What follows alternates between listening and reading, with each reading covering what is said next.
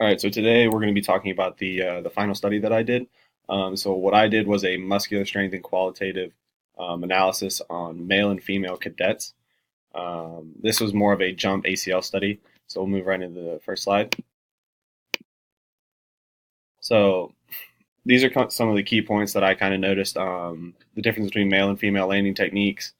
Female candidates and cadets were more likely to land with a more pronation in their knee flexion, also a shallow sagittal flexion and a wide stance. Male candidates were going to exhibit a heel strike, an asymmetric foot strike, and then a land with a toe out. So, and then lower extremity muscle strength, Q angle, and navicular drop do not significantly predict landing movement pattern in male or female candidates. So the study itself, this is actually the picture they provided. So they jumped off of this 18-inch platform onto a force plate and then jumped back up. This study took an in-depth look at how athletes land and the proper benefits of proper technique. It also noted some of the bad techniques and potential risks, like ACL tears, strains, things like that.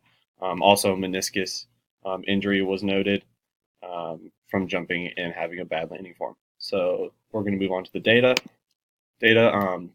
2,753 cadets, about 1,050 females and 1,700 males between the ages of 18 and 24. Excuse me.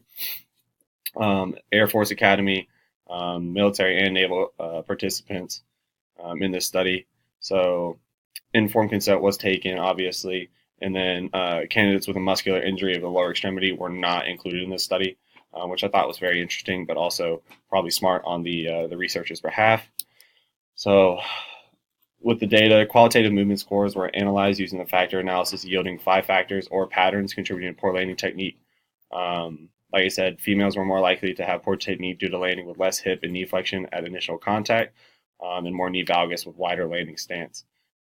This also caused a lot of pronation issues, which can lead to ACL injuries in especially soccer, which is a very plant-dominant sport, and basketball. So my results, males are more likely to have poor technique, or females were more likely to have poor technique due to landing with their toe out. But males did as well because their toe out with the heels first, and then an asymmetric foot landing. Many of the identified factor patterns have been previously proposed to contribute to ACL injury risk. Also, I thought was kind of interesting. BMI or muscle strength does not directly improve a cadet's movement patterns. So even if you increase strength, flexibility, and BMI, or get a better BMI, that doesn't necessarily mean that you're going to jump better or land better and have a less risk of injury.